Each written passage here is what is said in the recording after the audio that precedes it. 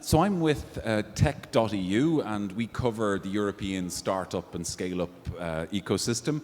We write about it, do reports, and one of the coolest things we do is talk with the entrepreneurs who are out there creating these hopefully wonderful businesses.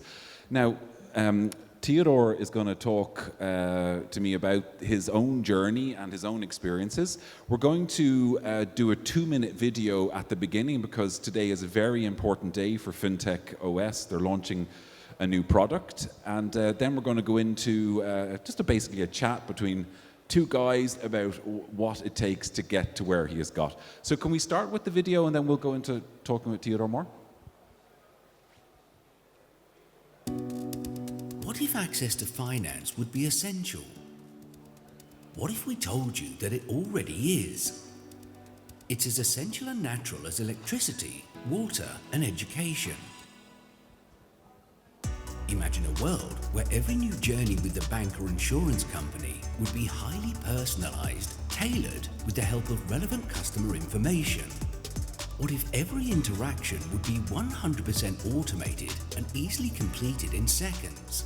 And what if you would be part of a world that evolves at the pace of technology, with markets and services that transform to proactively fit the needs of both consumers and financial companies? No longer are these just dreams. They are becoming part of our reality.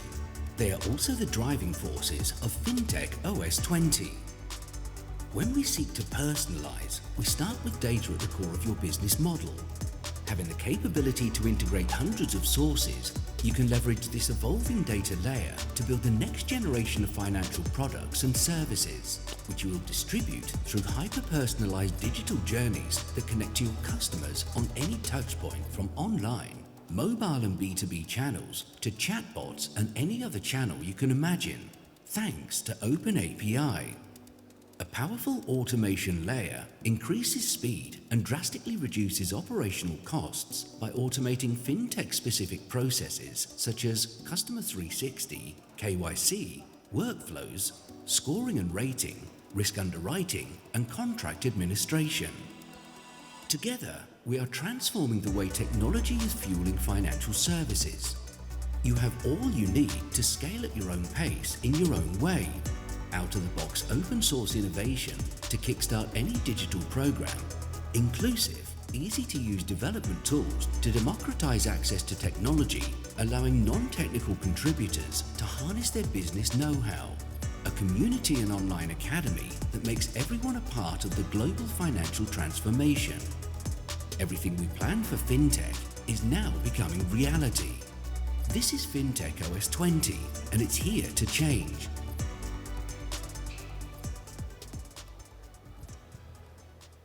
Beautiful. Okay. I know. Good stuff, good stuff. My journey to this sofa, other than taking a flight from Prague a couple of days ago, was, I started in big companies, did a few years there, then got into entrepreneurship when I was 30. So not in this kind of 20s something game as it's often portrayed.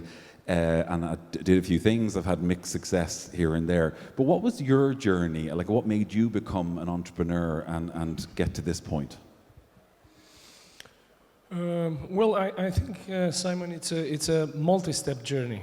So, to be honest, I think I was kind of programmed a little bit like that, because this is how, my family, this is what we talk, this is what my father was, and I say was because he's getting into retirement and now he's 70, and it was only when he's 70 he decided to kind of call it off as an entrepreneur. So, I had my father being an entrepreneur basically all his life. And then I think it's also less than meets the eye. You grew up with all these hero stories and, underdogs. And I kind of always liked to be the underdog. I kind of always liked to, to be able to develop something and take the world by surprise. And I think, entrepreneurship gives you this possibility. And, at a later stage in my life, I think entrepreneurship is giving you an opportunity to kind of find out who you really want to be. and to take like an onion, to take all the things that are not really there for you, and so that you can basically do what you really like to do. So that's my step with that's my my multi-step with entrepreneurship, and that's why I believe it's basically a way of life. And when you made that step from, say, working for other people to doing it by yourself, was it something you felt like, if they can do this, so can I, or was there something more of seeing an opportunity that you just had to pursue? So funny thing, FintechOS is my fourth company. So I started basically as an entrepreneur. I started, with my two companies. First was obviously a total disaster, but the second, it kind of took off the ground. And then as I was 21, we were doing a lot of good things. We were having customers. And then, obviously, we went bankrupt. So it was then when I decided to be employed, and I was lucky to find also entrepreneurial companies. So it gives you the possibility to learn a lot of things. It gives you the possibility to see the bigger, the bigger view. So when I decided to switch it off, it was as natural as I could have done it 5 years ago. It could have done it after 8 years. So it never felt like, ooh, that's different and I need to do stuff different now. And if we look at the different age profiles of entrepreneurs, be it men or women, in your 20s and 30s, arguably you have more energy, and arguably you don't know what you don't know. So you're going to go into something and really push forward. But when we were talking before, you were saying, when you think about these people in their 20s running $1 billion business, and like, how the hell do they know this? What were your biggest learnings, in a way, in the last 10 years? What have you actually taken from those experiences and actually really changed in FintechOS, for example? Oh, there's quite a big list. I would signal out a few, for example. So this may be an anti-speech. So one of my biggest learning is that you need to keep fighting for the things that you believe in. So there's this American way of looking at things and say, build fast, fail fast, right? And I kind of understand, the idea. You don't want to be stigmatized with failing a business, right? It's not a bad thing, right? But I'm kind of against it popularizing it that much, because if it doesn't matter to you, if you don't fight for it. So my learning with every pain that I have in my companies and my activities, I've learned a lot. And there's a lot of things that you learn, when you suffer, when you have problems, when you are stressed, when you are stretched.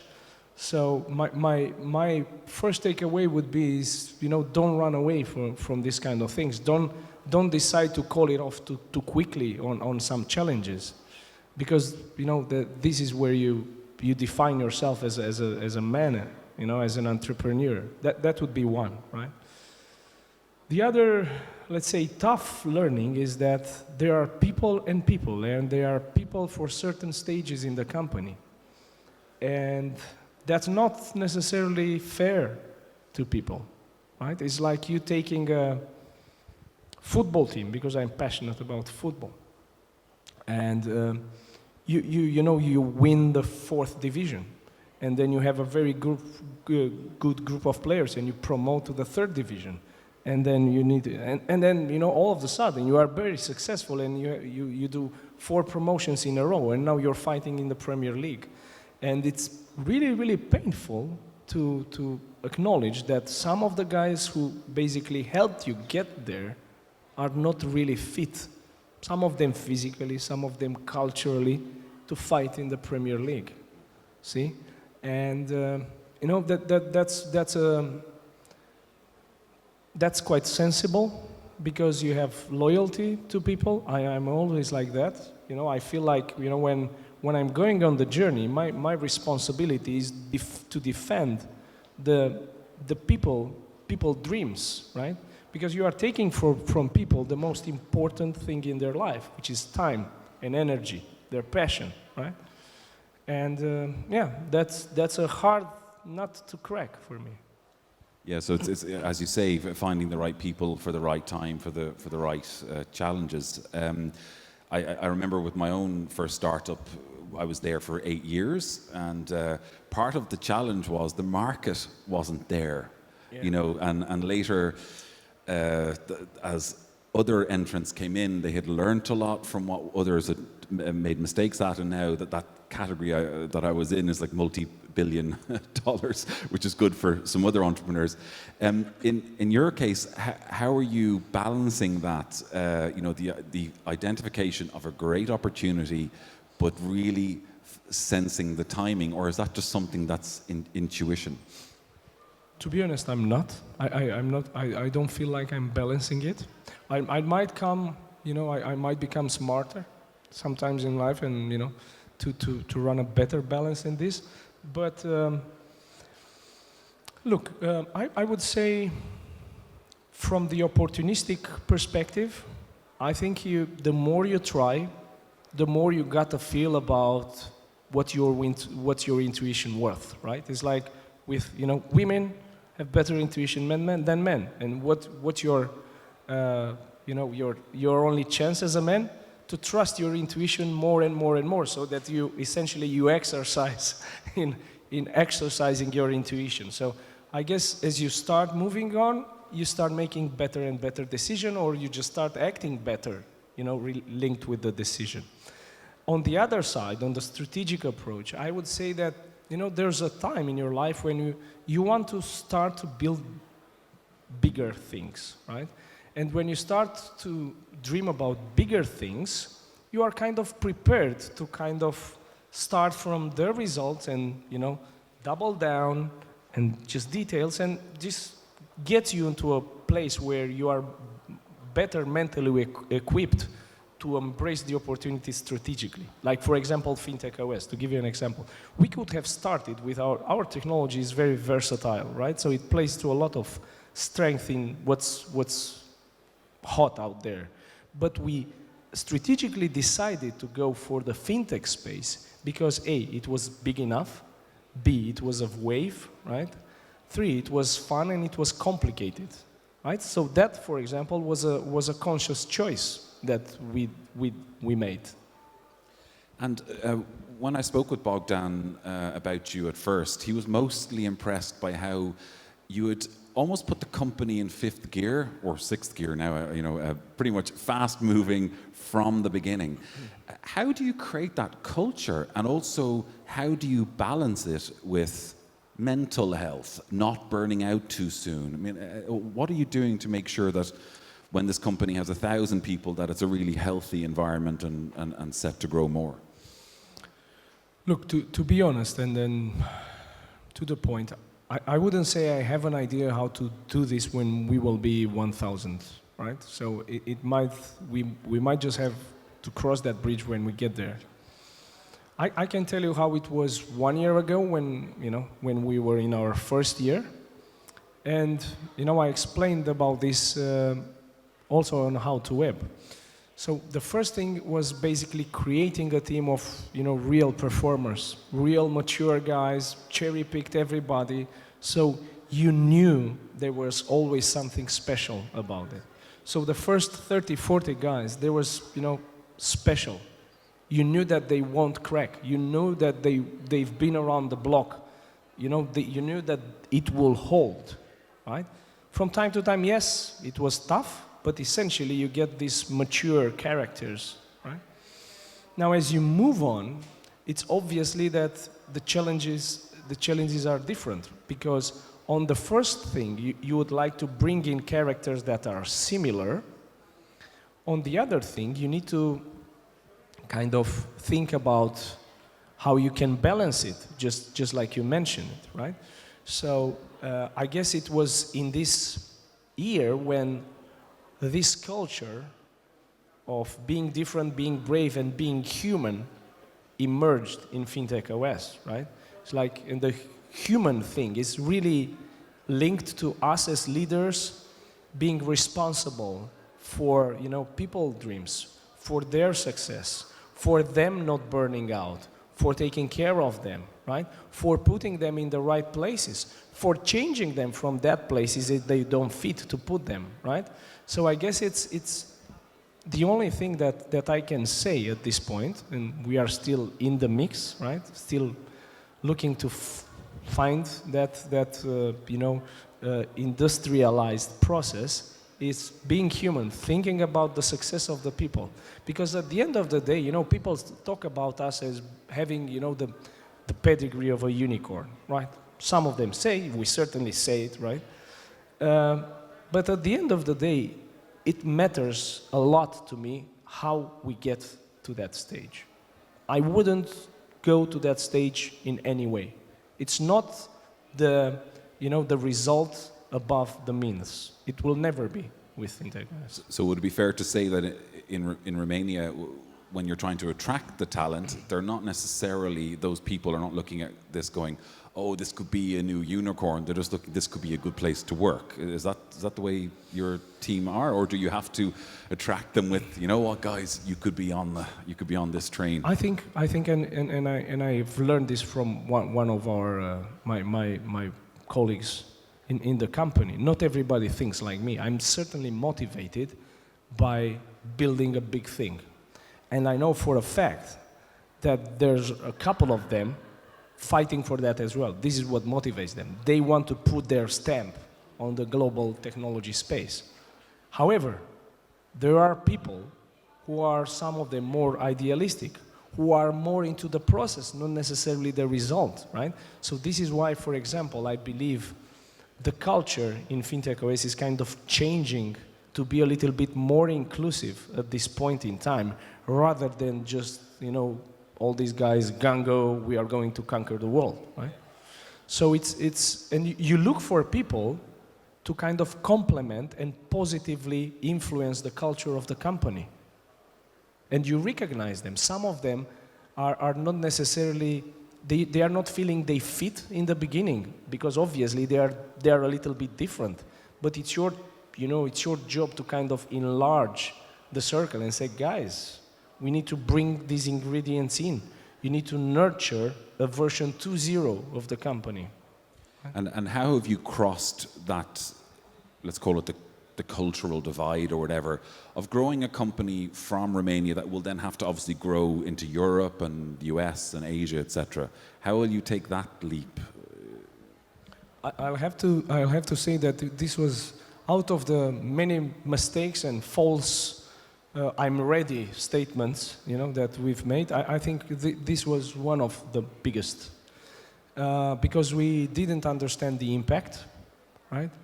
There's a certain cultural clash sometimes, and I think for me, and I'm speaking as of now, 31st of October, it's kind of a little bit, let's go back to basics. Let's go back, to what we really are, and it's not about being, American, Romanian, English, right?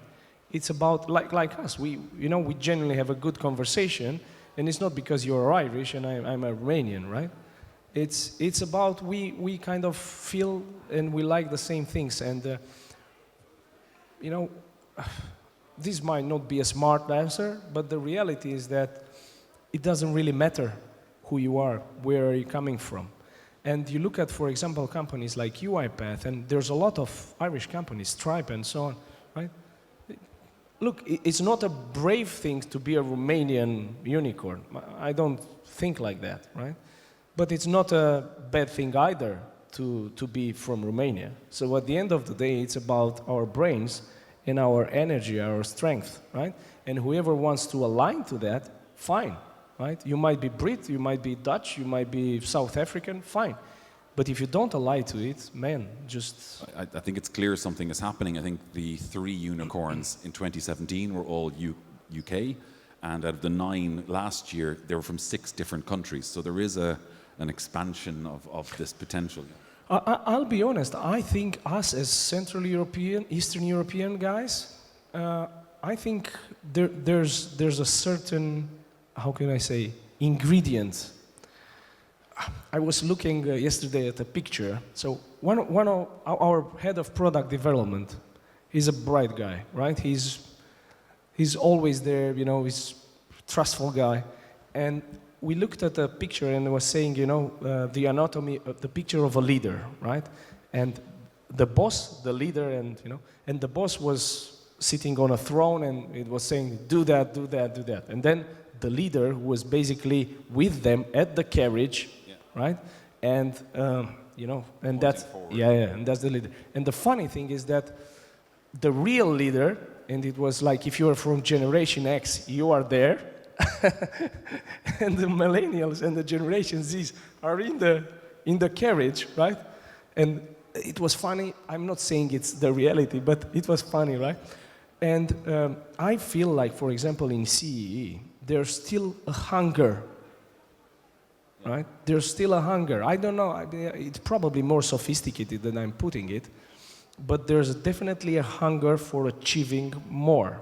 Now, that's not necessarily the only ingredient you know, because we've known a lot of people who have conquered the world, but not for the good reasons. But I think it's an essential ingredient that it's fueling up this part of the world, right? People who are more ambitious, people who are more able and willing to walk the extra miles, people who dream bigger, right? I think that that's helpful for us coming from Romania, for example. So in many respects, when we're creating companies, what it comes down to is a good product that people will use, and hopefully, you know, you get the word of mouth, and retention is crucial.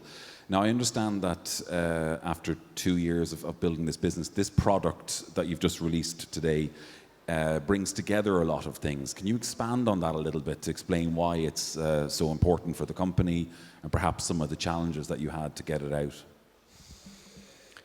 I think it's a bet the company release, in my opinion. I think our lives will never be the same after Genie, as us working in the company, because it brings together a lot of very complicated ideas, but in a simple way, personalize, automate, transform. It's all about that, right?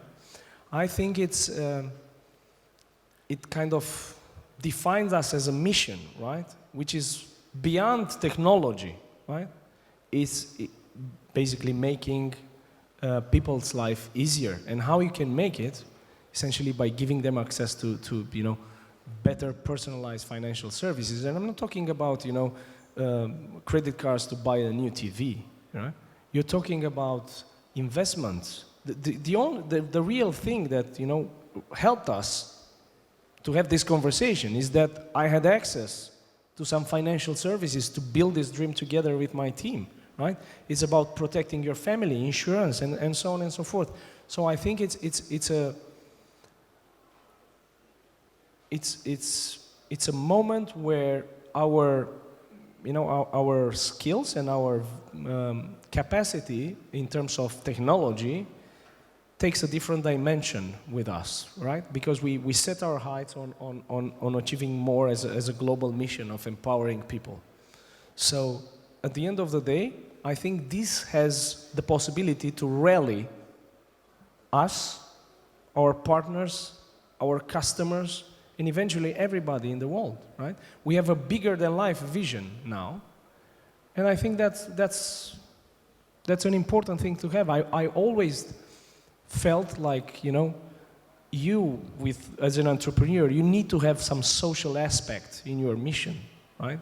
How to make the world better. And this is what, for me, you know, this is why I believe Genie is so important. I suppose if you have that social vision, it will make some of the more difficult times easier to get through, because you're actually doing it for something more than just cash. I mean, cash is important, obviously, but there's more to it. Yes, it's not about cash, honestly. I have enough cash already. And you look at the new generation, they frankly discovered how to spend a lot of, to do a lot of, you know, purposeful thing with less cash than we were when we were in the 20s. So yeah, it's a bigger vision. This is what I like. I have a son who's 20, and I've noticed that, you know, things are different, but he's in the tech space. So I imagine I've seen what Amazon are prepared to pay him to do programming. Do you think that's going to be an issue in the future, the cost of people? I think it's an issue today. I think it's an issue today, but I think we need to adapt to it, right? And especially us in Eastern Europe, for example, where we were like of bred with this idea of brilliant minds and cheap salaries. I think I think it's good because it gives people, for example, from the less developed economies, it gives them a way of having a better life. I think it's also a little bit, strictly economic speaking, from an employee perspective. I think it's leading people to a space of ultra comfort that is not necessarily good. You look at salaries in IT today, and I was running some numbers. I think if you compare them with in Bucharest with salaries in Dublin, you'll find that it's kind of the same, right? And the danger with this is that sometimes it brings too much comfort. What would be your incentive to do something, right, more, if 60% of your salary, you don't spend it and you can do something with it, right? I think if you're 20, there are some concerns you might. yeah. But I suppose it's a good sign because in Ireland, I can remember a time when we had very low salaries and tech came into Ireland. Believe it or not, Dell, Intel, because the talent was there and the prices were cheap. And of course, the economy evolved to not be just for cheap software. It became a sort of knowledge-based economy, value-added. and that worked. And that actually probably saved Ireland when, as you know, there was a huge crash. And people kept their jobs because there was that particular. But I think this is happening here as well, right? This is happening, right? And I'm not part of that, IT entrepreneurs. I have a lot of peers in my, in this market who said, the salaries are too, the developers are spoiled. Man, it's not about that. You need to adapt, to the realities in the market and find out that essentially today you need to provide your employees with more than just a fancy place to work where you can play ping pong and a very good salary. You need to be able to inspire more, to give them more, So, I don't fear that. I feel this is what I've got into entrepreneurship for. I think it's raising the bar. Of course, sometimes politics gets in the way, but things are complicated politically everywhere today. So let's not complain about that. Now, I think we've reached the end of our time. If there was a question in the audience, we could take one. Anyone? No? It looks like you have comprehensively answered everyone's This is what I do. Nobody else. Exactly. Also, it would involve me running out there with the microphone. It sounds like a lot of work. Listen, thank you so much for your time, and I'm genuinely looking forward to following FintechOS and your progress. So good luck. Thank you very much.